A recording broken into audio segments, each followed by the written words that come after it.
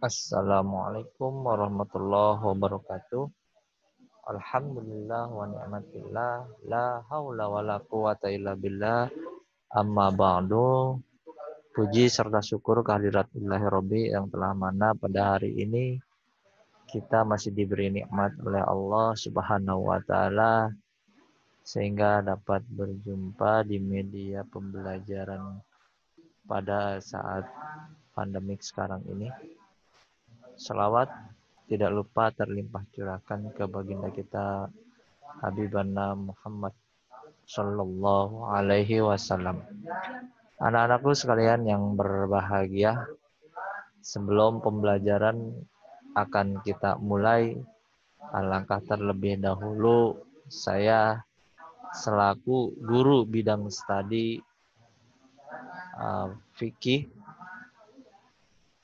ingin memperkenalkan diri, nama dan mungkin yang lainnya pun akan diperkenalkan. Baik, nama secara pribadi nama saya alhamdulillah Syarifuddin. Saya mengajar di SMIT Al-Iwan ini sudah selama 5 tahun berturut-turut sampai dengan tahun ini.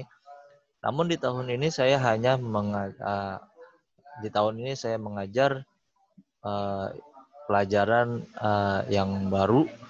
Sebelum saya mengajar pelajaran ini, saya mengajar mata pelajaran PKN dan sejarah. Namun di tahun ajaran sekarang ini saya hanya saya mengajar pelajaran agama, khususnya fikih. Dan di tahun ini pula pembelajaran pertama saya mengajarkan pembelajaran fikih. Baik, selain daripada itu, saya tinggal beralamatkan di Kampung Pamahan, Kecamatan Cikarang Timur, Kelurahan Jatireja, Kabupaten Bekasi. Baik anak-anakku sekalian yang berbahagia, dimanapun kalian berada, tetaplah semangat.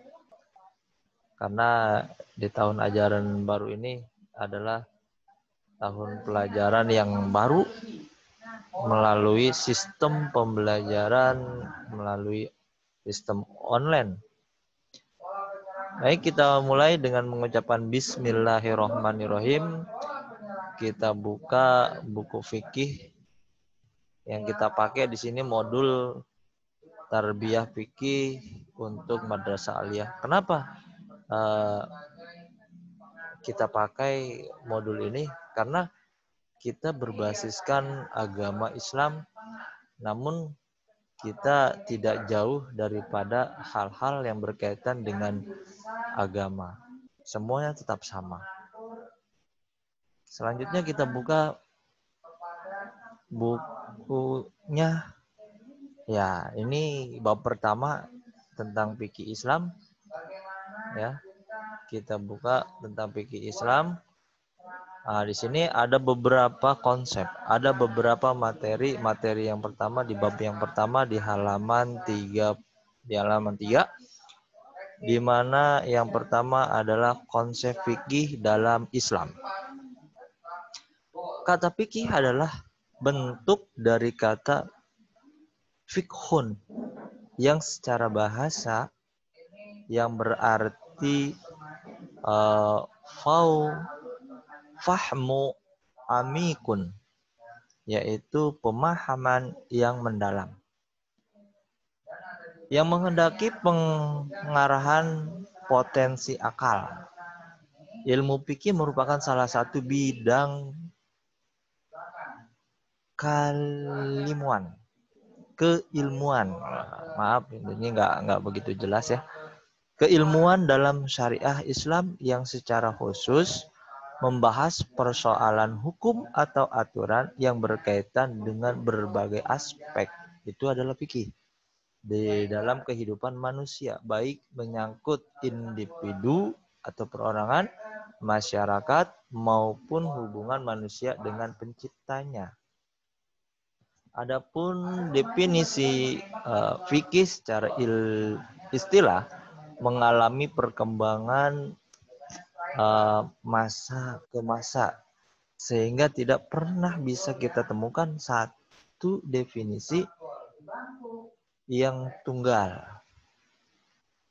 Islam dalam agama adalah Islam adalah agama yang sempurna, karena segala persoalan yang ada di bumi atau di dunia ini, termasuk semua bentuk perbuatan manusia perbuatan manusia yang telah diatur di dalamnya.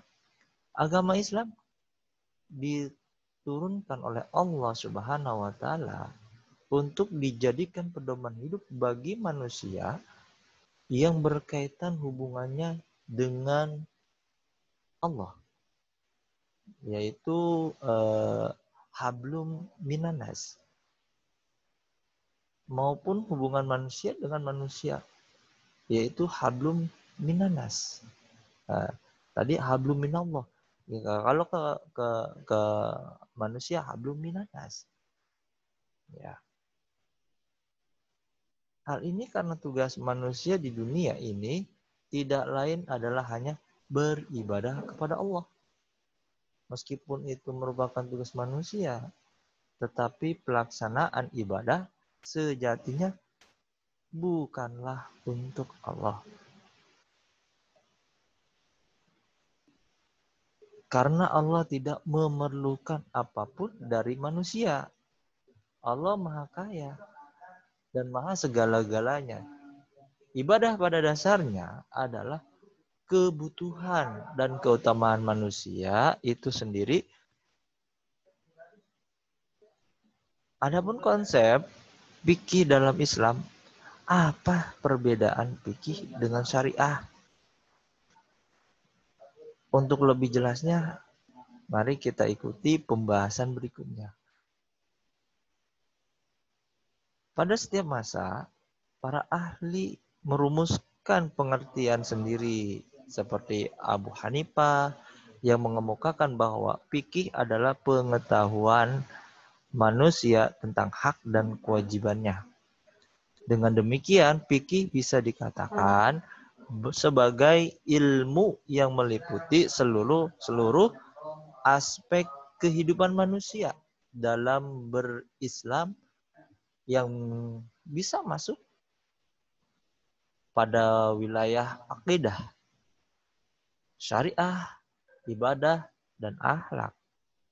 Pada perkembangan selanjutnya kita jumpai definisi yang paling populer nih, yakni definisi yang dikemukakan oleh Al-Anmidi yang mengatakan bahwa fikih sebagai ilmu tentang hukum syara yang bersifat praktis, yang diperoleh melalui dalil yang terperinci. Yang berikutnya, halaman berikutnya, ruang lingkup fikih. Apa sih ruang lingkup fikih itu? Terdiri dari apa saja? Yang pertama, ruang lingkup yang terdapat pada ilmu fikih adalah semua hukum yang berbentuk amaliyah untuk diamalkan oleh setiap mukhalaf, yaitu manusia.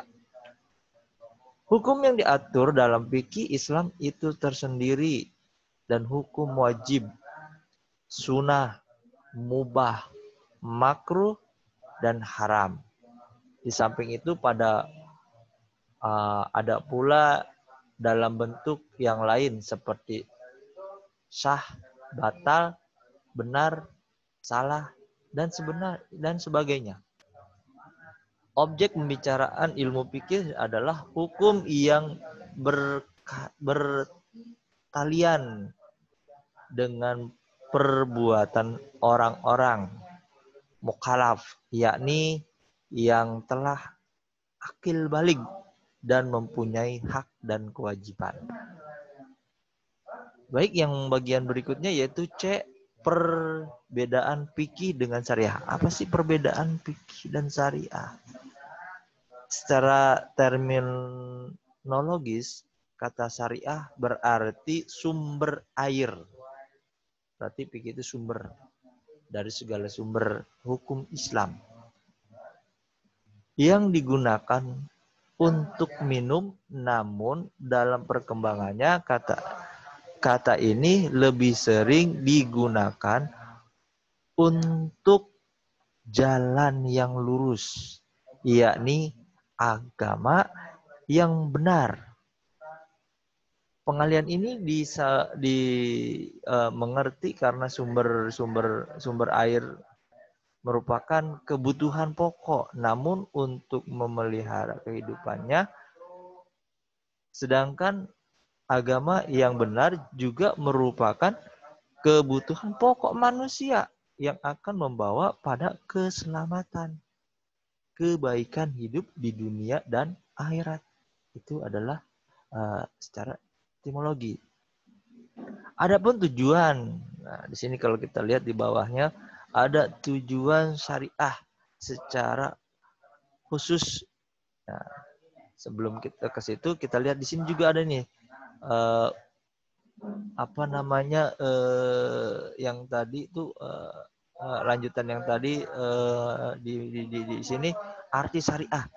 Arti syariah menjadi agama yang lurus. Nah, itu ada arti dari syariah. Arti syariah menjadi agama yang lurus yang diturunkan oleh Allah Subhanahu wa taala, yaitu satu-satunya Tuhan semesta alam, yaitu Allah. Dan untuk manusia, umat manusia secara umum, keberadaan manusia sebagai makhluk individu yang taat atau tunduk dan patuh kepada Allah Subhanahu wa taala. Itu ada syariah. Ketaatan dan ketundukan tersebut diwujudkan dalam bentuk ibadah yang telah diatur dalam syariat Islam. Ya, contohnya sholat, zakat, puasa, haji, dan yang paling yang paling perlu kita ketahui yaitu meninggalkan segala larangannya. Nah, ya banyaklah larangan-larangan Allah, janganlah kita dekati. Nah, baik, adapun tujuan daripada syariah secara khusus yang lebih dikenal dengan istilah maqasid al-syariah, yaitu yang pertama untuk memelihara agama. Untuk memelihara agama yaitu untuk menjaga dan memelihara tegaknya agama di muka bumi. Yang berikutnya adalah memelihara jiwa. Memelihara jiwa yaitu kewajiban menjaga dan memelihara jiwa manusia dalam arti luas. Larangan menghilangkan nyawa manusia merupakan salah satu bentuk dari peran. Ya. Terus yang berikutnya, adapun ruang lingkupnya. Nah, ruang lingkupnya seperti disebutkan di muka meliputi yang pertama hukum. Yang kedua, yang pertama hukum yang berkaitan dengan hubungan manusia dengan Khaliknya, yaitu Allah Subhanahu wa taala. Hukum itu bertalian dengan hukum-hukum ibadah. Yang kedua, hukum-hukum yang bertalian dengan muamalat, yaitu hukum-hukum yang menganut hubungan manusia dengan sesamanya, baik pribadi maupun kelompok. Nah, ini adalah menurut ruang lingkupnya. Ya, ini hukum-hukum tentang Islam. Dan syariat itu memberikan keadaan kedamaian, keadaan damai dan kenyamanan dalam kehidupan. Yang pertama, memelihara akal. yaitu kewajiban menjaga dan memelihara akal sebagai anugerah Allah yang sangat prinsip. Nah, yang sangat prinsip. Karena tidak diberikan kepada makhluk selain manusia, akal inilah yang di antara anugerah Allah yang paling utama. Sehingga dapat membedakan antara manusia dengan makhluk lain dan dapat membedakan antara manusia yang sehat jiwanya dengan manusia yang tidak sehat jiwanya, itu adalah akal. Yang keempat, memelihara keturunan. Nah, ini yaitu kewajiban menjaga dan memelihara keturunan yang baik, karena dengan memelihara keturunan agama akan berfungsi, dunia akan terjaga. Salah satu terbentuknya adalah hukum tentang pernikahan yang telah banyak diatur dalam Al-Quran dan Sunnah. Nah, itu sudah diatur. Dan yang kelima yaitu memelihara harta, yaitu kewajiban menjaga dan memelihara harta benda dalam rangka sebagai saran untuk beribadah kepada Allah. Iya. Nah, yang di bawahnya yang berikut, adapun menurut para ulama ini fikih secara terminologis ya sebagai berikut. Ya, di sini ada menurut Asy-Syatibi menjelaskan bahwa syariah sama dengan agama. Yang kedua, menurut Mana Al-Qatan mengatakan bahwa syariah merupakan segala ketentuan Allah sebagai hambanya yang meliputi akidah, ibadah, akhlak, dan tata kehidupan manusia untuk mencapai kebahagiaan dunia dan akhirat. Yang ketiga, menurut Pati Ad-Durani menyatakan bahwa syariah adalah segala yang diturunkan oleh Allah kepada Nabi Muhammad Shallallahu Alaihi Wasallam, baik yang ada di dalam Al-Quran maupun Al-Sunnah As-Sahihah, sunnah yang sahih, yang pasti, di mana keduanya disebut dengan teks-teks suci. Dan berdasarkan penjelasan di atas, dapat disimpulkan bahwa syariah adalah teks suci yang bebas dari kesalahan, baik isi maupun keautentikannya, ya, yang darinya bersumber pemahaman ulama yang mendalam yang menghasilkan kesimpulan hukum-hukum amaliyah, yaitu fikih, dan upaya untuk memahami teks-teks suci yang dilakukan oleh para ulama untuk menghasilkan hukum sesuai sesuatu. Inilah yang dikenal sebagai sebagai ijtihad. Dengan kata lain, fikih merupakan hasil ijtihad para ulama yang tentu kualitasnya tidak bisa disamakan dengan kesucian dua hal yang menjadi sumber, yakni Al-Quran dan Sunnah.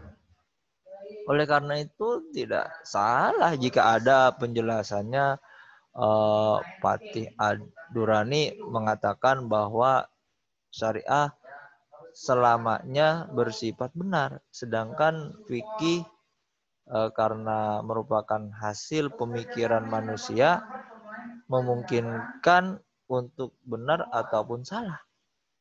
Meskipun fikih merupakan hasil ijtihad atau pikiran ulama, kita juga tidak boleh meremehkan begitu saja karena para ulama dalam berijtihad melakukannya dengan disiplin. Metodologi keilmuan yang sangat ketat, seperti halnya dalam dunia kedokteran. Hasil ijtihad para ulama walaupun tidak dapat dikatakan agama persis, bisa diserupakan dengan resep obat sebuah penyakit yang direkomendasikan oleh dokter berdasarkan keilmuan yang dikuasainya. Oleh karena itu, seorang pasien yang awam dalam ilmu kedokteran hendaknya ya untuk memperoleh gambaran yang biasa mempermudah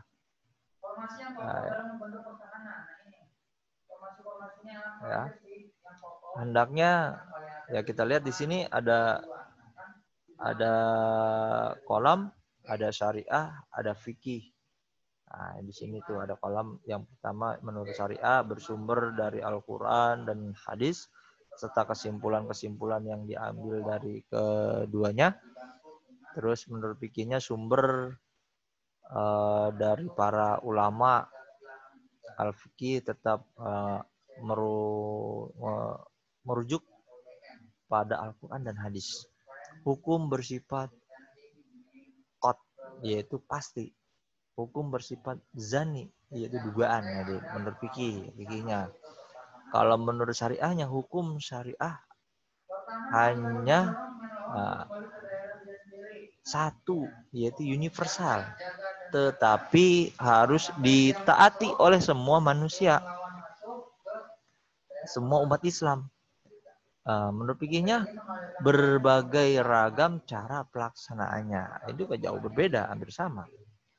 Terus yang berikutnya menurut syariahnya tidak ada campur tangan manusia atau ulama dalam menetapkan hukum. Dan di dalam fikihnya adanya campur tangan atau ijtihad para ulama dalam penetapan pelaksanaan hukum. Itu antara fikih dan syariah. Untuk memperoleh gambaran yang bisa mempermudah kalian membedakan syariah dan fikih dan bukan fikih, mari kita perhatikan ayat Al-Quran dan sunnah Nabi Muhammad SAW terkait dengan wudhu. Wudhu berikut ini. Nah, yang artinya di sini mengikuti saja resep. Nah, di sini kita lihat yang bagian sebelah kanannya, ya kita lihat di sini mengikuti saja resep. Itu yang ini lanjutan daripada yang ini yang sebelah nih. Ya. Hendaknya mengikuti saja resep yang di. Oh iya, ini sebelah sini ya. Ya, mengikuti saja resep yang disarankan oleh dokter, namun demikian bukan berarti dokter adalah sosok yang tak mungkin salah. Ia tetap sosok manusia biasa yang mungkin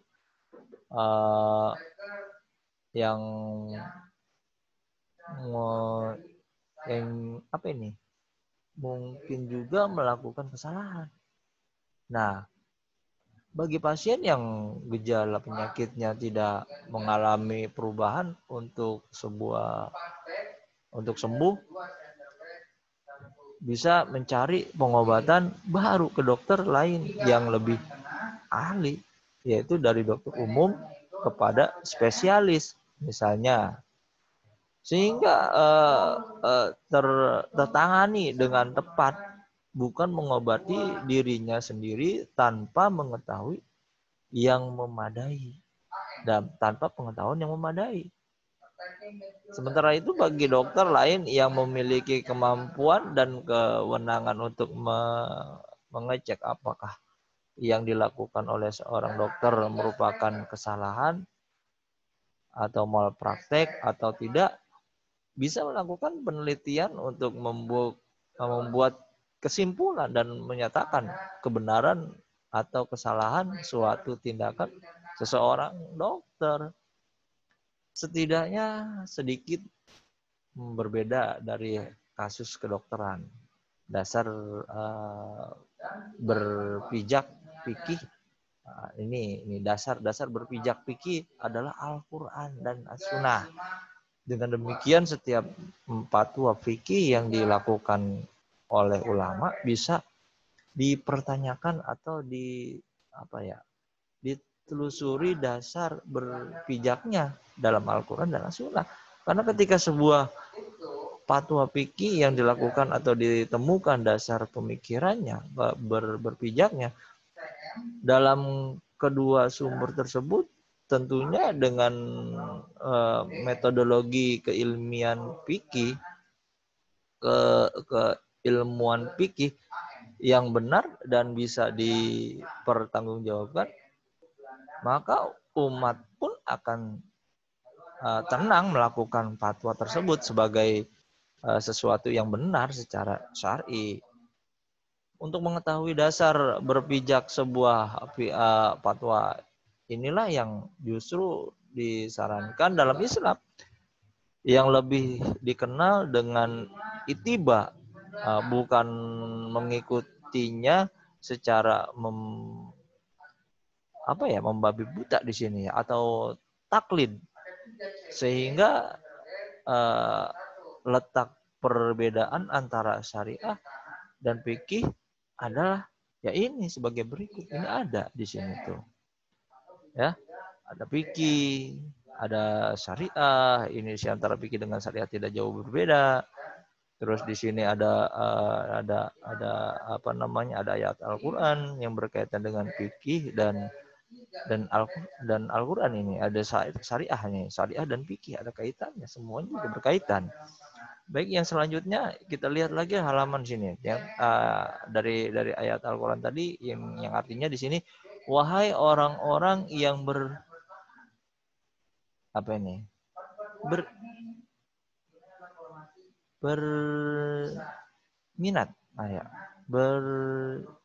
beriman. Oh iya. Wahai orang-orang yang beriman, apabila kamu hendak melaksanakan sholat, maka basuhlah wajahmu dan tanganmu ke sikut, ya kan? Dari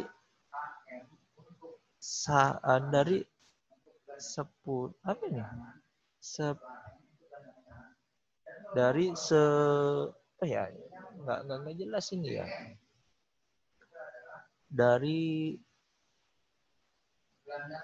Dan sapulah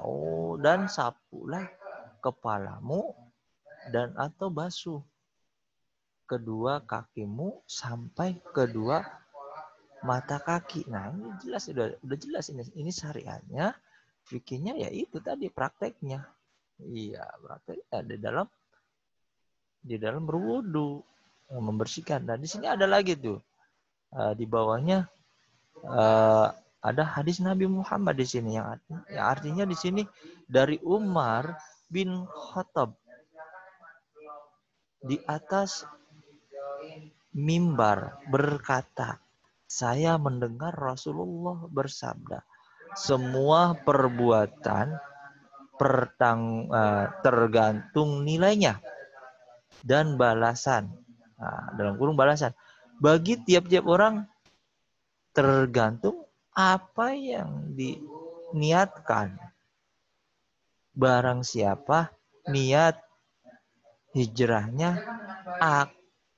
karena dunia yang ingin digapainya, atau karena seseorang merupakan yang ingin dinikahinya, maka hijrahnya adalah kepada apa yang dia diniatinya.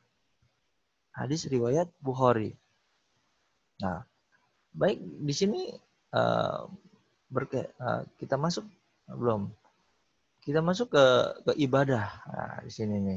Dari ayat di atas, hadis dari dari ayat dan hadis di atas, para ulama fikih merumuskan rukun wudhu ada 6, yakni niat, membasuh muka, membasuh tangan, dan mengusap kepala, ya, dan membasuh kaki, serta dilakukan dengan tertib.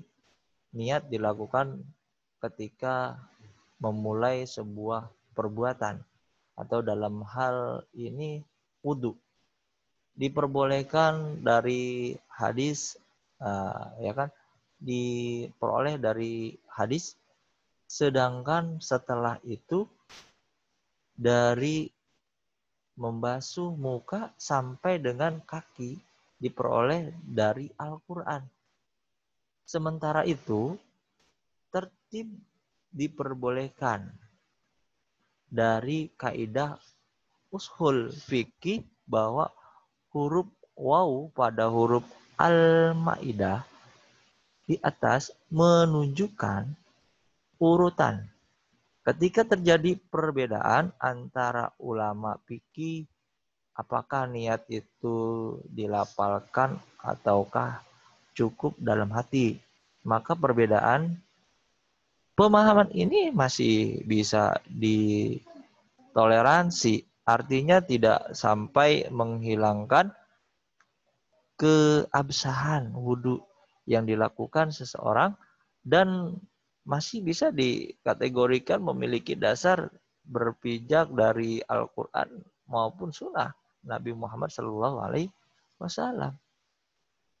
Sebagai syariah, adapun contoh-contoh pendapat yang keluar dan tidak bisa disebutkan sebagai fikih, pemahaman yang mendalam atau Al-Quran dan As-Sunnah nanti, Sunnah Nabi, adalah ketika seseorang berwudu tanpa niat, kemudian hanya membasuh kaki saja. Perbuatan seperti ini tidak disebutkan fikih dan tidak sah disebut sebagai wudu. Demikian sekilas gambaran yang membedakan antara syariah dan fikih. Dan bukan fikih,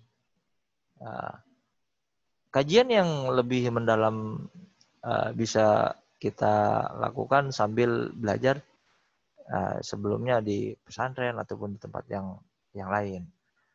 Baik, sebelum saya akhiri berkaitan dengan fikih dan syariah, mungkin nanti ada momen pertanyaan.